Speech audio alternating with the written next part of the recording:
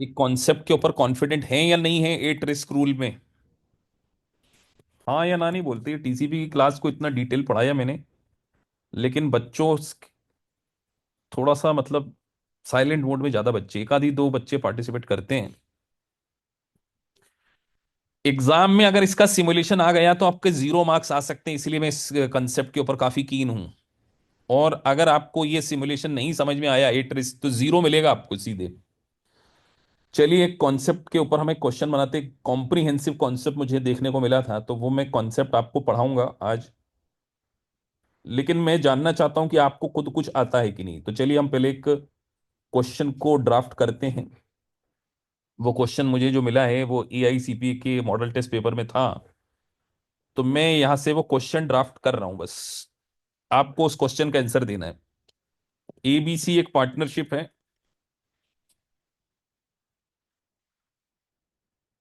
उसके 3 पार्टनर हैं। पार्टनर ए, ये ये एआईसीपी के ब्लूप्रिंट का क्वेश्चन है, जो वो देते हैं ना मॉडल टेस्ट जो बनाते हैं वो। एबीसी, ठीक है। और तीनों इक्वल पार्टनर है। ये बात समझ में आ गई कि सर इक्वल पार्टनर हैं? जी सर। अब दूसरा सबसे इंपॉर्टेंट पार्ट ये है कि ए और बी जनरल पार्टनर है। ये है जनरल पार्टनर। ऑब्वियस सी बात है, सी कौन सा पार्टनर हो गया? अगर ए और बी जनरल लिखा है तो ऑटोमेटिकली अपने को समझना पड़ेगा कि सी कौन सा हुआ। लिमिटेड। और लिख कर ले लीजिए, एग्जाम में इसके ऊपर क्वेश्चन भरपूर आने की संभावना है। Limited partner. अब एबीसी ने एक बोरो किया है, लोन लिया है। एक नहीं लोन लिया, उन्होंने 3 लोन लिए हैं। ठीक है। सबसे पहला लोन लिया है 60,000 का, और यह है QNF, सिर्फ इतना लिखा है, QNF। फिर एक लोन लिया है 30,000 का।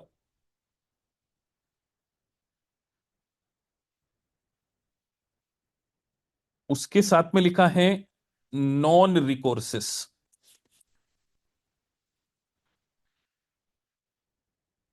ठीक है, अब आप समझ जाते होंगे कि नॉन रिकोर्सिस का क्या मतलब होता है। और 20,000 का लिया है रिकोर्सिस। तो रिकोर्सिस लोन है 20,000 का। एग्जामिनर से आपसे पूरा कंप्लीट सिमुलेशन पूछना है, तीनों पार्टनर का एट रिस्क और टैक्स बेसिस बता दिए। अगर आपने ये बता दिया तो आपको पार्टनरशिप का एक्सट्रीम समझ में आ चुका है। क्या कोई मुश्किल काम है? क्या हमने इस कॉन्सेप्ट को पढ़ा है या नहीं पढ़ा है, पहले तो आप ये बताइए। पढ़ा है या नहीं पढ़ा है? और एग्जाम में अगर आपको सिमुलेशन दिख जाए और अगर आपको ये नहीं आया, तो मैं गारंटी के साथ में कह रहा हूं कि आपका यहां तो सिमुलेशन गलत होगा। और रेगुलेशन में ये पार्ट पढ़ाया नहीं जाता। लेकिन वहां पे भी क्वेश्चन सिमुलेशन, तो अभी आप रेगुलेशन नहीं दे रहे हैं, लेकिन ये कॉन्सेप्ट का डिटेल टीसीपी में कवर किया, लेकिन हो सकता है रेगुलेशन में भी आपसे पूछ लें। तो ये सोचिए कि आप एक साथ 2 टॉपिक की प्रिपरेशन कर रहे हैं। मुझे एट रिस्क ऑफ तीनों पार्टनर और बेसिस ऑफ तीनों पार्टनरशिप, और आपके पास 10 मिनट है, इससे ज्यादा का समय नहीं है। 10 मिनट बाद मैं आपको करवा दूंगा। मैं देखना चाहता हूं कि आपको, आप प्रिपेयर भी हैं या नहीं है। और देर इज नो कॉन्सेप्ट कि सर हमको पढ़ना पड़ेगा, तो ये बुक में कहीं लिखा ही नहीं है। ये क्वेश्चन कहीं बुक में नहीं है, कंसेप्ट है। तो सबसे पहले रूल्स क्या है? Rule number 1। सबसे पहले मैं बात करना चाहता हूं आपकी रिकोर्सिस लोन की। क्या रिकोर्सिस लोन जो है वो बेसिस में आता है, यस और नो? सबसे पहला क्वेश्चन तो मेरा आपसे ये। जी सर। यस आता है, किसमें? बेसिस में आता है। क्योंकि हमें कॉन्सेप्ट को समझना भी है, और ये रिकॉर्ड हो रहा है तो बहुत सारे बच्चों के काम आएगा। यस सर, रिकोर्सिस लोन बेसिस में आता है। क्या एट रिस्क में आता है? यस सर आता है। क्या सर जनरल पार्टनर में आता है? यस, ओनली जनरल पार्टनर में ही आता है, ओनली। क्या सर लिमिटेड में आता है? सर लिमिटेड में तो नहीं आता ही। ये बात आपको पता है कि नहीं पता है? सभी को। Is it clear to all of you? क्या मैंने पहली बार बात करी है या नहीं? क्या इसके पहले हम पढ़े हैं ये सारी चीजों को कि नहीं? पढ़े हैं सर। तो चलिए, अभी हमने केवल हमने रिकोर्सेस लोन की बात करी। तो हम यहां लिखते हैं पार्टनर ए,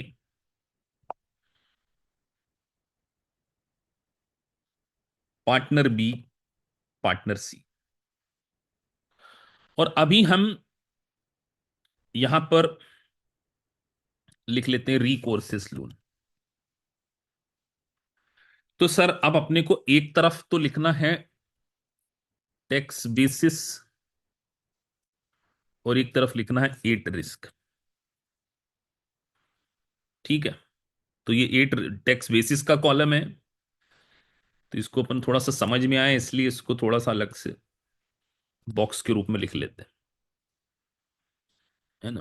तो rule number one sir, recourse loan only in general partner. तो जनरल पार्टनर कौन है? ए है और बी है। इसको अपन ने अलग ही कलर दे दिया ताकि अपने को याद रहे। ये आपका लिमिटेड। तो सर रिकोर्सेस लोन हमारे इस क्वेश्चन में था 20,000। तो जब ए और बी को ही बांटना है तो वो क्या कर लेंगे, इक्वल शेयर हैं, तो 10,000, 10,000 बांट लेंगे, है ना।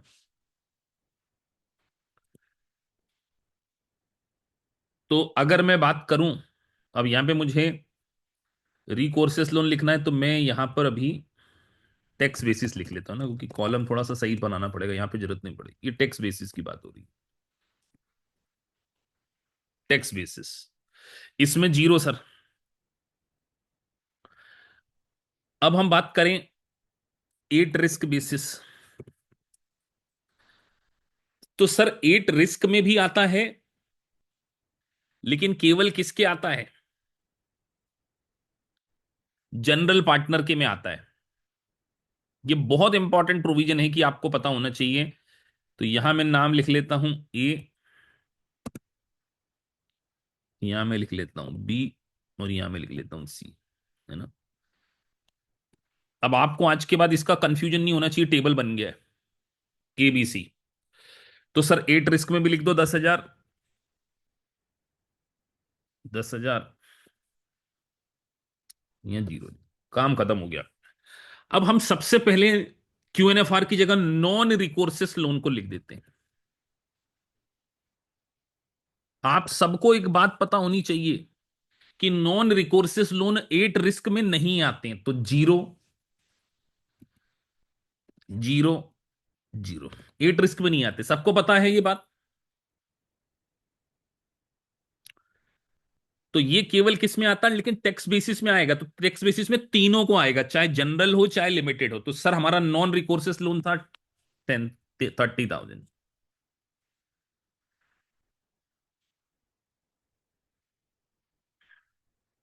ये हो गया सर। अब sir Q N F R, qualified non recourse financing. Sir ये अगर क्वालिफाइड हो तो जनरल में उसमें आ जाता है, एट रिस्क में आ जाता है, बात पता है। और तीनों को आएगा, ऑल पार्टनर्स को आएगा। तो सर वो कितना था, 60,000 आएगा। तो सर 60 को 20, 20, 20, 20, 20, अब इनका लगा देना है टोटल। क्या था इसमें? 40। ईमानदारी बता दो किसका सही था ये?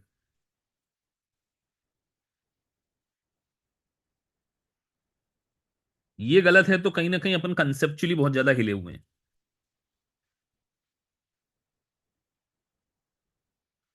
जिन जिन का सही था वो नाम लिख दें कि सर हमारा सही था।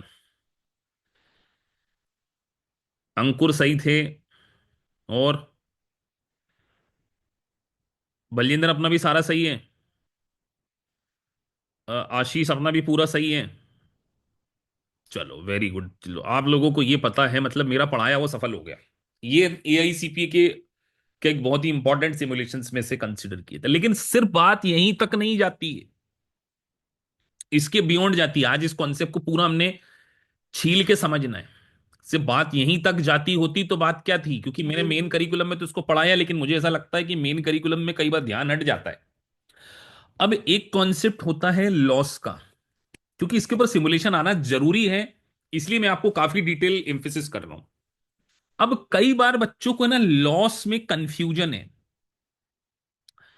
अब अगर मैं आपसे एक सिचुएशन देकर कॉन्सेप्ट समझाऊं, सिचुएशन, सिचुएशन नंबर वन, अगर मानकर चलो लॉस होता 75,000, और अभी हम पैसिव एक्टिविटी वाला लॉस की बात नहीं कर रहे, अभी इसमें पैसिव लॉस का कंसेप्ट अलग है, बिजनेस लॉस का कॉन्सेप्ट अलग है। मैंने 75,000 अगर लॉस होता और तीनों का हिस्सा 25-25 आ रहा, तो आप मुझे बताइए, पहली सिचुएशन, किसको लॉस सस्पेंड करना पड़ेगा, सिर्फ इतना बताना है, किसको लॉस सस्पेंड करना पड़ेगा।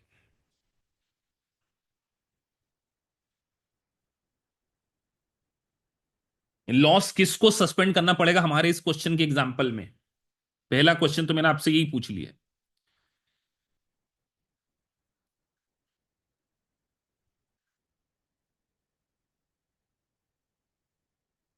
ओनली सी को करना पड़ेगा सर, क्यों? क्योंकि 25-25 यहां पर हो जाता, तो हमें 5,000 का लॉस, सी को कितना लॉस सस्पेंड करना पड़ता, सी को जो लॉस सस्पेंड करना पड़ता वो 5,000 करना पड़ता। क्यों? क्योंकि 75 में उसका 25 बनता, भले ही सी का बेसिस 30 है, लेकिन उसका 8-20 है, तो हम यहां पर केवल और केवल 20 के लॉस को ही सब्सट्रैक्ट कर पाएंगे। अब ये बात पूरी सच नहीं है, लेकिन लॉस उसका हिस्सा कितना है? 25 है। एग्जामिनर ने आपसे ये तो पूछा कितना सस्पेंड करेंगे, वो तो आपने बता दिया। मैं अगला क्वेश्चन आपसे एडवांस पूछता हूं, आफ्टर सब्सट्रैक्टिंग दिस लॉस, तीनों के जरा टैक्स बेसिस बताइए। तीनों के, मेरे को तीनों के टैक्स बेसिस सुनना है आपसे, जो मुझे पूरी उम्मीद है कि आप गलत बताएंगे कुछ बच्चे। तीनों के टैक्स बेसिस मुझे बताओ, कितने कितने आएंगे। ए बी सी के टैक्स बेसिस पूछ रहा हूं, एट रिस्क नहीं पूछ रहा हूं। मेरा अगला क्वेश्चन आप समझ गए, सिचुएशन टू।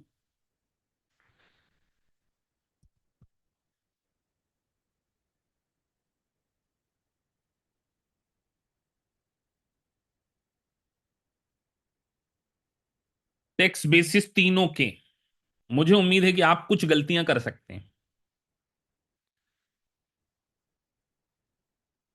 और गलती हो सकती है इसमें।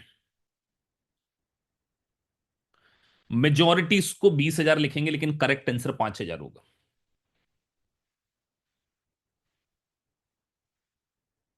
मेजॉरिटी इसको 10,000 लिखेंगे, लेकिन सही आंसर 5 है। कितनों को बात समझ में आ गई? देखो अंको, तुमने भी 10 लिखा है। लॉजिक समझो, वो 20,000 आप डिडक्शन की बात कर रहे हो, जो कि आप पीएनडल में डालते। पीएनडल के लिए डिडक्शन 20 जी है, जो पार्टनर, लेकिन पार्टनर का बेसिस जो है वो लॉस के कारण कम हो जाता है, उसको डिडक्शन मिल रही नहीं मिल रही उससे कोई मतलब नहीं होता। तो आप बताओ, तुम्हारा आंसर 10,000 सही था क्या? That's why this concept is very unique. बात समझ में आई कि नहीं आई? तो सर यहां पर अब हमें माइनस करना था, लेस करना था 25,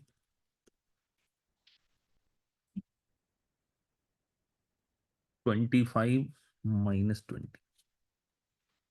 यूनिक कॉन्सेप्ट। सर अगर रिस्क की बात करें, 8 रिस्क, तो यहां से ये भी 25, ये भी 25, लेकिन ये कितना,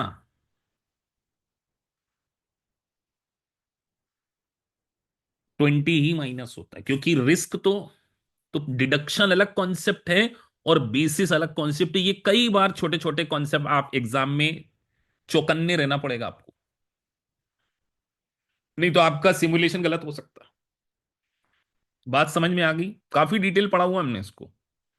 अगला कॉन्सेप्ट और भी टेक्निकल है इसमें, सिचुएशन। ये ग्रैंड क्वेश्चन मैंने बनाया है क्योंकि मैं जानता हूं कि ये सिचुएशन बहुत एक्सपीरियंस से ही समझ में आती है। सिचुएशन नंबर 3, अगर आपका ये पैसिव लॉस होता,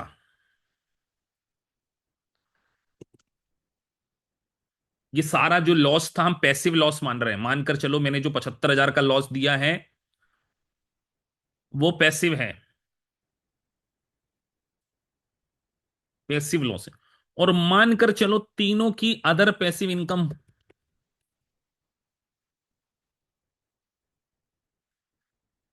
वो 15 ईच होती। रिवाइज टैक्स बेसिस और एट रिस्क अमाउंट बताइए। रिवाइज्ड, अगर पैसिव इनकम 15 ईच होती और ये लॉस ही पैसिव होता, तो तीनों पार्टनर का एट रिस्क और एक बेसिस बताइए। ये वेरी वेरी इंपॉर्टेंट क्वेश्चन मैंने आप कवर कर लिया। मैंने भले इसके लिए 25-30 मिनट लिए, लेकिन शायद मेरे को खुद को समझने में, बिलीव मी, शायद एक दिन लग गया हो, क्योंकि बुक में ऐसी बातें सिंपल तरीके से नहीं लिखी होती।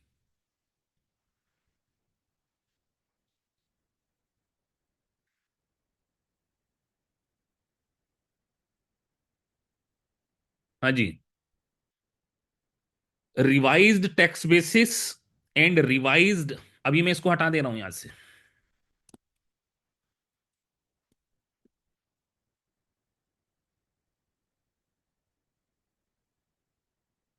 ये सारी सिचुएशन में एक साथ बना रहा हूं, ये ग्रैंड लेक्चर के अंदर आ जाएगा। और ये लेक्चर बहुत काम का, आपको समझ में आ गया कि सर ये वाकई बहुत इंपॉर्टेंट चीज थी।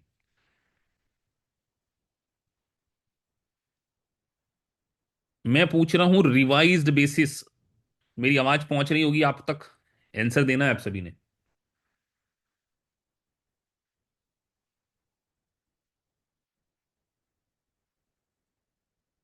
तो सर अब हमें 15-15 लॉस माइनस जरूर करना है, लेकिन वो इनकम स्टेटमेंट में करना है। हमारा हिस्सा तो 25-25 ही है।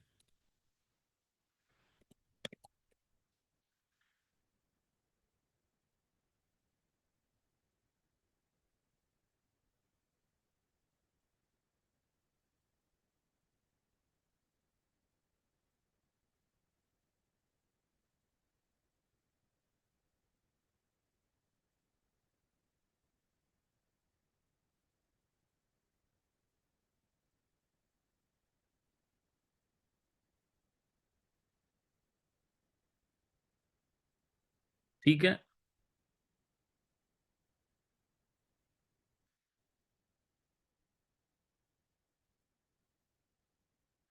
8 रिस्क -20 से ज्यादा हो नहीं सकती, नेगेटिव लेके नहीं जाते, क्योंकि कैरी फॉरवर्ड करते हैं, सस्पेंड कर देते हैं, माइनस नहीं होता। तो this is the very unique concept, जो कि बच्चों को कई बार मेन लेक्चर में समझ नहीं आ सकता। क्यों? क्योंकि मेन लेक्चर में जब आप बैठे होते हैं ना, तो आप उस पर्टिकुलर टॉपिक पे ही सोच रहे होते हैं, और आप जब तक सारे एमसीक्यूज करके थोड़ा सा डेवलप होकर नहीं आ रहे होते, तब तक ये समझाना, it is very difficult task. तो आइए सब, आज के बाद आपको पार्टनरशिप में कभी भी दिक्कत, sir when we are claiming only 15,000, the at risk of 5,000 will remain in. देखो हम क्लेम, हमारा हिस्सा तो 25,000 है, वो तो हम इनकम टैक्स में, देखो इनकम टैक्स अलग है और बेसिस अलग है, मैं बार बार ये समझाने की कोशिश कर। लॉस हमारा आज भी 20 ही है, लॉस में हिस्सा हमारा 25 है, लेकिन हमको सेटअप करना कितना अलाउ है। तो सेटअप करना और बेसिस का कंसेप्ट अलग अलग होता है।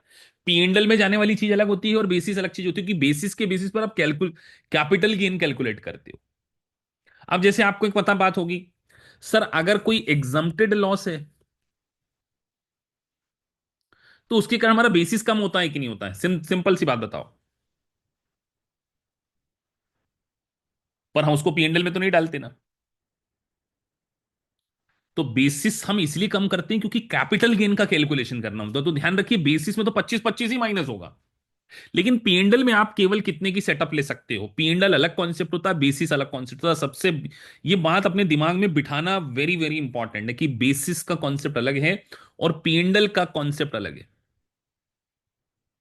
हाँ, और बेसिस टैक्स का अलग होता है और एट रिस्क का अलग होता है, क्योंकि दोनों के रूल अलग अलग है ना, just because of the recourse and non recourse loan. अब अगला कॉन्सेप्ट, कई बच्चे जब एग्जाम में पढ़ रहे होते, ना जाने उनके दिमाग में ऐसा क्या बैठ जाता है कि ये एट रिस्क रूल केवल पार्टनरशिप के लिए है बेटा। एग्जामिनर आपको मजे लेने के लिए एस कॉर्पोरेशन डाल दे, तो ये एट रिस्क का कोई लेना देना है क्या एस कॉर्पोरेशन से? बताओ क्यों लेना देना नहीं है? क्योंकि गोल्डन रूल, एस कॉर्पोरेशन के लोन से शेयर होल्डर के बेसिस पर कोई इफेक्ट नहीं पड़ता। बात याद है या नहीं है?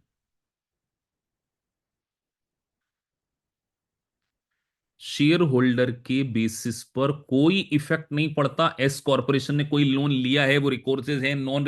एग्जामिनर तो सिर्फ कंफ्यूज करने के लिए आपको बोलेगा S corporation 50-50%, at non recourse loan, recourse loan, और आप भावुक होकर क्या करना शुरू करोगे?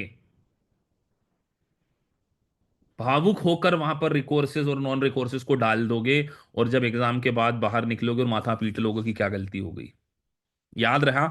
तो क्या बड़ा गोल्डन रूल था? एट रिस्क रूल तो एस कॉर्पोरेशन पे लगता है, लेकिन वो जो नॉन रिकोर्स, अब कई बच्चे बोलते हैं सर क्या at risk rule partnership S corporation में लगता ही नहीं? क्या, अरे एट रिस्क रूल तो लगता है, लेकिन उनमें रिकोर्सेज और नॉन रिकोर्सेज का रूल नहीं लगता। ये बात सही है या गलत है? थोड़ा सोच के आंसर देना। Sir at risk rule S corporation पे भी एप्लीकेबल होता है, एस कॉर्पोरेशन के शेयर होल्डर पे, सॉरी टू से। और पार्टनरशिप का एक खतरनाक सेक्शन जो आपका पूरा सिमुलेशन एग्जाम में गलत करा सकता है, section 1245 is a separately stated item और नो? मेरा क्वेश्चन आप लोगों से, ये भी एक खतरनाक चीज है जो मैं, क्योंकि मैं थोड़ा सा रिसर्च करता रहता हूं ना, तो मैं आपको ये चीजें बताता रहता हूं, क्योंकि इसके कारण आपका पूरा गड़बड़ घोटाला हो सकता है। For kind your information, section 1245 is a ordinary item, is not a separately item. मैंने कभी भी 1245 नहीं बोला, मैंने 1250 और 1231 बोला। 1245 क्यों नहीं है, क्या लॉजिक है? क्योंकि सर 1245 है डेप्रीशिएशन रिकैप्चर, और डेप्रीशिएशन इटसेल्फ अपने आप में क्या है?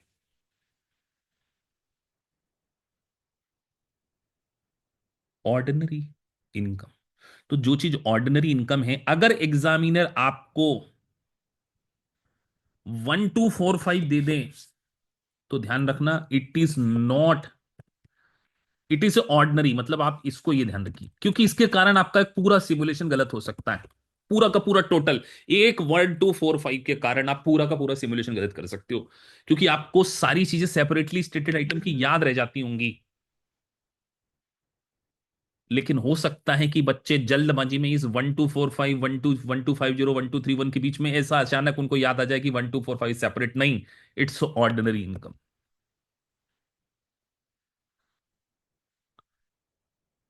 सर ये इतना इंपैक्ट क्यों पड़ जाएगा? क्योंकि आप सोचिए, किसी पार्टनर्स की आप टोटल इनकम निकाल रहे हैं, उसको उठा के आप इधर जोड़ के बांट दोगे बेसिस में, गलत तरीके से, गलत तरीके से बेसिस में बांट सकते हो आप। पूरा खेल गड़बड़ा जा सकता है। ये छोटा सा पॉइंट है, इतना चिर्रू सा पॉइंट है, लेकिन पता चलिए किसी सिमुलेशन में आ गया, पूरा सिमुलेशन जीरो।